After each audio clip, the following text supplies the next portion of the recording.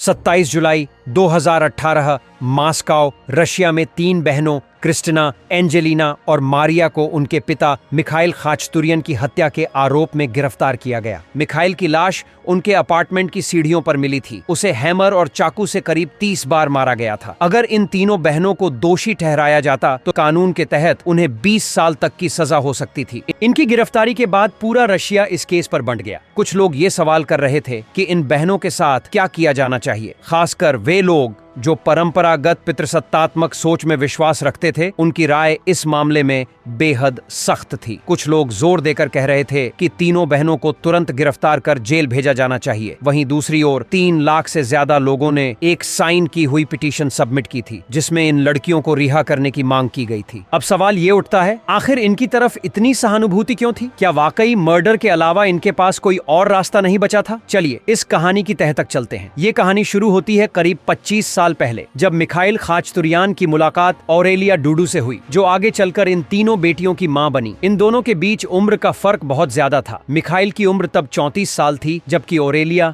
महज 17 की थी। दोनों की पहली मुलाकात मॉस्को के एक बस स्टॉप पर हुई। वक्त के साथ बातचीत बढ़ी और एक नजदीकी रिश्ता बन गया। ऑरेलिया की आर्थिक हालत काफी कमजोर थी, वहीं मिखाइल एक स्टेबल और सेटल्ड इंसान था। जब मिखाइल ने ऑरेलिया को अपने साथ रहने का प्रस्ताव दिया तो उसने इनकार नहीं किया। हालांकि मिखाइल ने उससे एक चर्च में शादी की, लेकिन उस शादी को कभी कानूनी तौर पर रजिस्टर नहीं करवाया। वो नहीं चाहता था कि ऑरेलिया उसकी किसी भी संपत्ति या पैसों पर कोई हक जता सके। यहाँ तक कि मिखाइल ने अपने अपार्टमेंट और बैंक अकाउंट्स तक अपनी माँ और बहन के नाम पर ट्रांसफर कर दिए थे। जब वे दोनों साथ रहने लगे, तभी ऑरेलिया ने मिखाइल का असली रूप देखना शुरू किया और वहीं से कहानी एक नया मोड़ लेने लगी। मिखाइल का बर्ताव ऑरेलिया के साथ बेहद खराब था। वो जब चाहता उसे मारता पीटता, कोई कारण जरूरी नहीं होता। यहाँ तक कि जब ऑरेलिया उनके पहले बच्चे के साथ प्रेग्नेंट थी, तब भी उसने हिंसा बंद नहीं की। ऑरेलिया ने उनके पहले बच्चे को जन्म दिया, जिसका नाम उन्होंने मिखाइल के दिवंगत पिता के नाम पर सर्गी रखा। जब सर्गी 8 महीने का हुआ, तब ऑरेलिया ने अपने मायके जाने की इच्छा जताई, लेकिन मिखाइल ने न सिर्फ उसे मना कर दिया, बल्कि इस बात पर उसे थप्पड़ भी मारा। उस दिन के बाद ऑरेलिया ने कहीं बाहर जाने का ख्याल तक छोड़ दिया। मिखाइल चाहता था कि ऑरेलिया घर का हर काम करे और हर साल एक बच्चा पैदा करती रहे। सर्गी के 1 साल बाद क्रिस्टीना का जन्म हुआ, फिर अगले साल एंजेलिना और फिर मारिया। इसके बाद ऑरेलिया ने खुद को बचाने के लिए कॉन्ट्रासेप्टिव लेना शुरू कर दिया, क्योंकि मिखाइल के लिए वो सिर्फ एक चाइल्ड प्रोड्यूसर से ज्यादा कुछ नहीं थी। लेकिन मिखाइल को ये भी बर्दाश्त नहीं था कि ऑरेलिया कॉन्ट्रासेप्टिव्स ले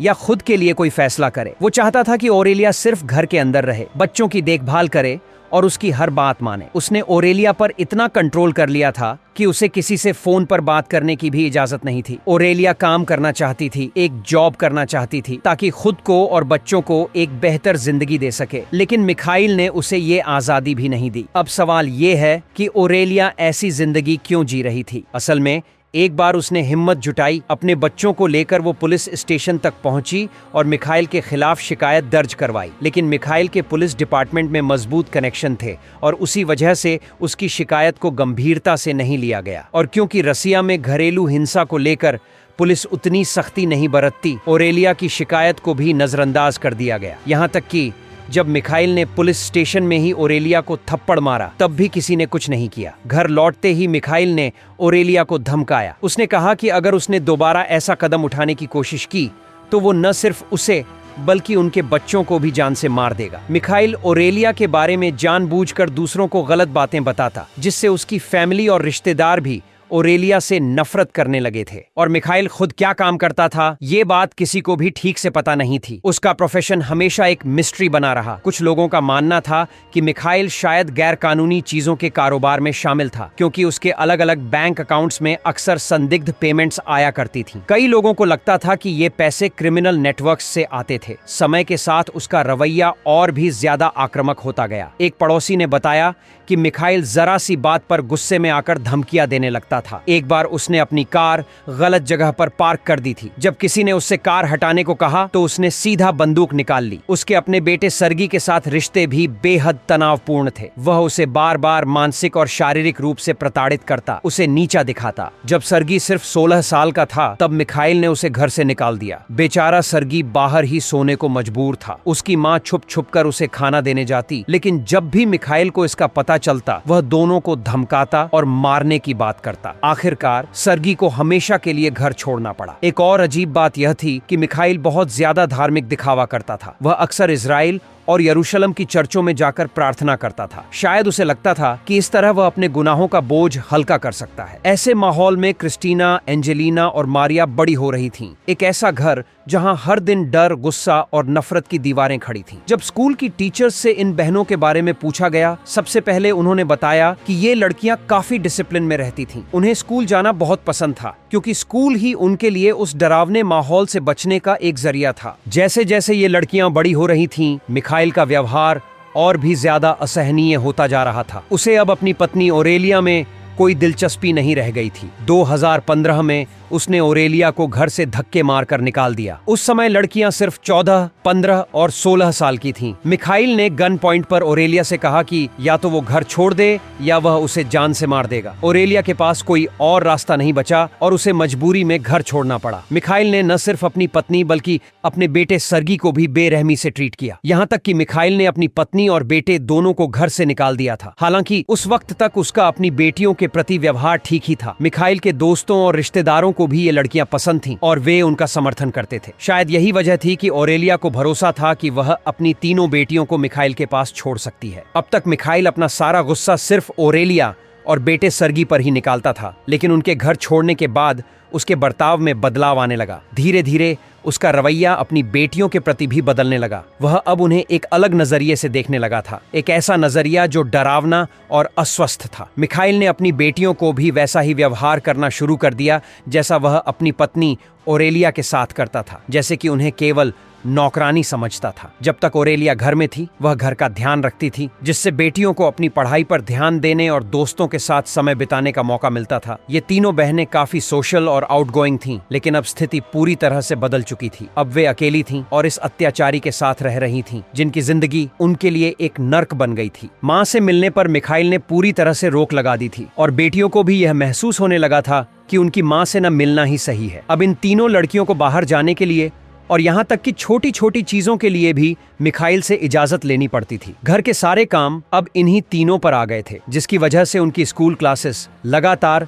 मिस हो रही थी। स्कूल जाना अब पहले जितना आसान नहीं था और अक्सर मिखाइल ही इन्हें स्कूल जाने से रोकता था। 2018 में इन लड़कियों ने पूरे साल में केवल 7 दिन स्कूल अटेंड किया। स्कूल प्रशासन ने चाइल्ड सर्विसेज को सूचित किया, लेकिन इसका भी कोई असर नहीं पड़ा। इन सभी बहनों को रोजाना मारपीट का सामना करना पड़ता था। जब भी वे स्कूल जाती, उनकी बॉडी पर खरोंचे और नीले निशान होते थे, जो उनकी तकलीफ का सबूत थे। सभी टीचर्स और दोस्त को पता था कि इन लड़कियों का घर का माहौल बहुत ही खराब था। उनका पूरा दिन कुकिंग, क्लीनिंग और बाकी घर के कामों में ही गुजरता था। मिखाइल कभी भी अपनी बेटियों को बुला लेता, कभी देर रात भी। अपनी बेटियों की हर एक्टिविटी पर नजर रखने के लिए उसने घर के फ्रंट डोर पर कैमरे भी इंस्टॉल करवा दिए थे। उसने एक बेल भी लगवा दी थी और जब भी वह बेल दबाता, उसका सिग्नल सीधे लड़कियों के कमरे में जाता, जो यह इंडिकेशन था कि उन्हें तुरंत जाकर उसका सेव करना था। अगर वे ऐसा नहीं करती तो मिखाइल उन्हें सजा देता। सजा के तौर पर वह पेपर स्प्रे और एयर गन्स का भी इस्तेमाल करता था। मिखाइल का एक और घिनौना चेहरा तब सामने आया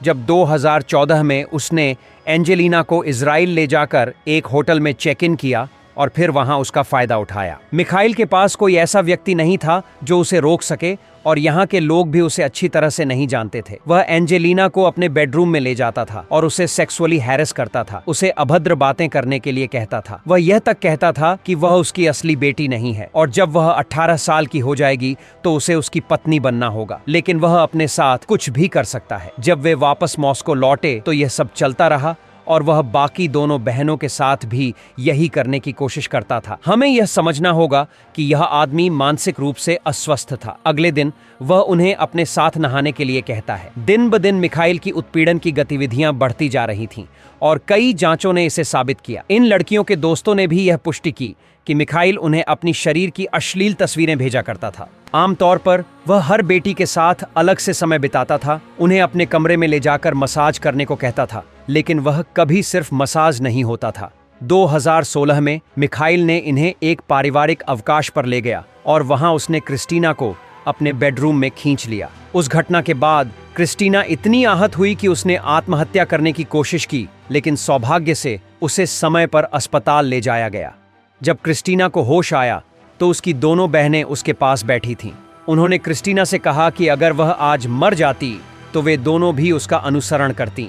इस घटना ने तीनों बहनों के बीच का संबंध और भी मजबूत कर दिया और उन्हें यह समझ में आ गया कि अब वे किसी चमत्कार का इंतजार नहीं कर सकती। उन्हें पता था कि अब उन्हें खुद ही कुछ कदम उठाने होंगे। हालांकि वे जानते थे कि अगर वे भागने की कोशिश करेंगी तो मिखाइल उन्हें कहीं से भी ढूंढ लेगा। फिर एक दिन जब मिखाइल ने एंजेलिना को अपनी अनचाही गतिविधियों के लिए अपने बेडरूम में बुलाया, तब बाकी दोनों बहनें क्रिस्टीना और एंजेलिना मदद के लिए अपने कजिन आर्सन और भाई सर्गी को कॉल करती हैं। वे दोनों मदद के लिए उनके अपार्टमेंट तक पहुंचते हैं, लेकिन मिखाइल ने सारे दरवाजे लॉक कर दिए थे, जिससे वे अंदर प्रवेश नहीं कर पाए। इसके बाद इन लड़कियों ने मिखाइल की बातें रिकॉर्ड करना शुरू कर दिया और इन रिकॉर्डिंग्स को अपनी दोस्त अनस्तासिया के साथ साझा किया। बाद में अनस्तासिया ने इन रिकॉर्डिंग्स के बारे में पुलिस को भी सूचित किया। क्रिस्टीना ने अपने एक दोस्त को मैसेज भी किया जिसमें उसने अपने घर के हालात के बारे में बताया। क्रिस्टीना ने एक मैसेज में बताया था कि उनका पिता उन्हें लगातार सेक्सुअली असल्ट करता है और वे हर दिन मुश्किल से जिंदा रहती हैं। उसने अपनी बहनों के लिए अपनी चिंता जाहिर की और यह महसूस किया कि अब कोई कदम उठाना जरूरी है। 27 जुलाई 2018 को मिखाइल घर लौटता है और देखता है कि घर बहुत गंदा है, सामान इधर उधर फैला हुआ है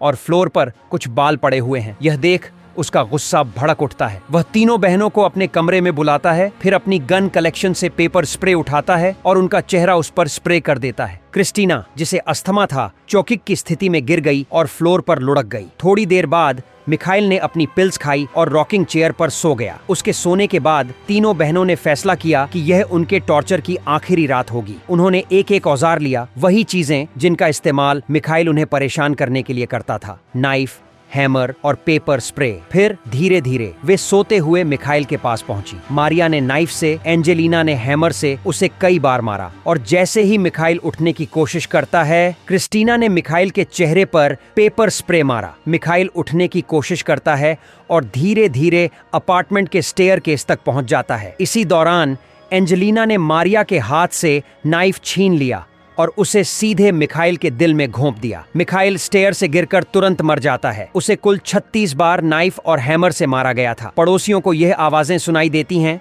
लेकिन वे पहले से इस घर में ऐसी आवाजों के आदी हो चुके थे, इसलिए उन्हें यह सामान्य लगता था।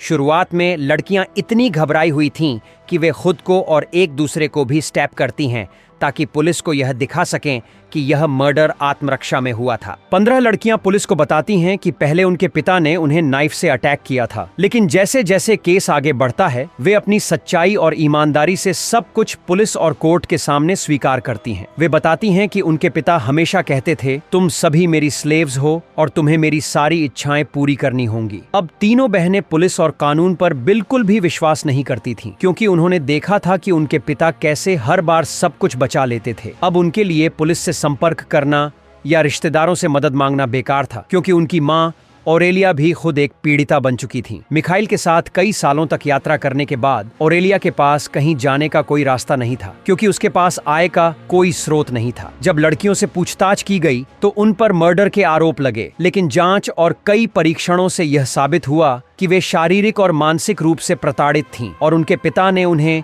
शारीरिक और मानसिक रूप से इतना प्रताड़ित किया था कि उनके पास और कोई विकल्प नहीं बचा था। इसके बाद उन्हें कस्टडी में रखा गया, जो एक तरह का हाउस अरेस्ट था। अब वे एक दूसरे से मिल या बात नहीं कर सकती थीं। मिखाइल की मां और बहन का कहना था कि मिखाइल एक सम्मानित व्यक्ति था और उसकी बेटियों ने उसकी हत्या सिर्फ मटेरियल लाभ के लिए की। ये पूरी बात गलत थी, क्योंकि मिखाइल के मर्डर से लड़कियों को कोई वित्तीय लाभ नहीं मिल सकता था। मिखाइल ने अपनी सारी संपत्ति और एसेट्स अपनी मां और बहनों के नाम पर रजिस्टर कर रखी थी। उनके वकील का कहना था कि लड़कियों ने अपने पिता मिखाइल को इसलिए मारा ताकि वे भविष्य में होने वाली हिंसा को रोक सकें। उनकी मां ओरेलिया ने यह स्वीकार किया कि उसकी बेटियां उससे कहीं ज्यादा मजबूत थीं। 2021 में मिखाइल के खिलाफ एक गंभीर आपराधिक मामला चलाया गया, जिसमें उसे कई आरोपों में दोषी पाया गया और लड़कियों को पीड़ित माना गया। हालांकि मिखाइल के परिवार और बहनों ने इसका विरोध किया और उनका बार बार यही कहना था कि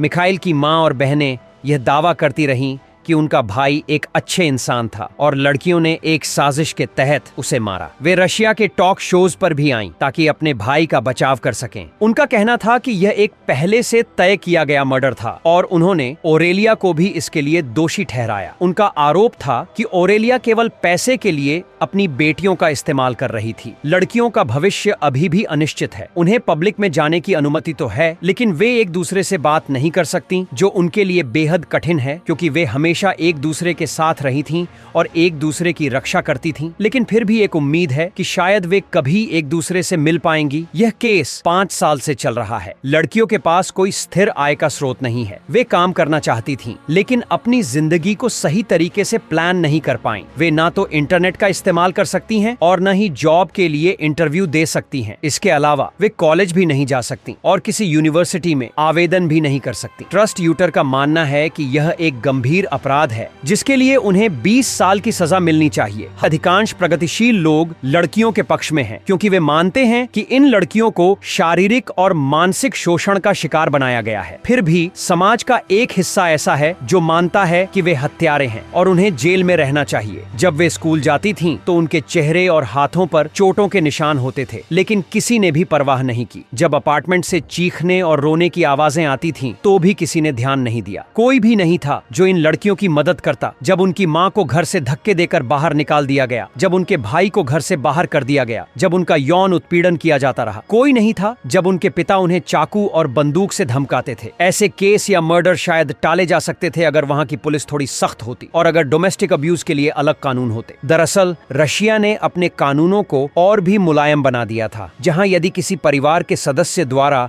दूसरे सदस्य का यौन उत्पीड़न किया जाता है और यह पहला अपराध है, तो उसे केवल एक जुर्माना भरना पड़ता है और फिर उसे छोड़ दिया जाता है। अगर किसी देश के कानून ऐसे हों तो विक्टिम को प्रोटेक्शन मिल पाना मुश्किल हो जाता है। तो विक्टिम्स अब लॉ और ऑर्डर पर भरोसा नहीं कर सकते और ऐसी स्थिति में क्राइम्स और बढ़ सकते हैं। खासकर रियान सिस्टर्स के केस में यही हुआ। वे लगातार शोषण का शिकार रही हैं और उन्हें अपनी जिंदगी के बहुत महत्वपूर्ण साल वहीं बिताने पड़े। क्या आपको लगता है कि उन्हें यह सजा मिली है? कृपया कमेंट सेक्शन में मुझे बताएं कि आपको यह कैसा लगा और इस प्रस्तुति के बारे में आपके क्या विचार हैं। आपके जो भी फीडबैक होंगे मैं उन पर काम करूंगा। धन्यवाद देखने के लिए। Bye bye.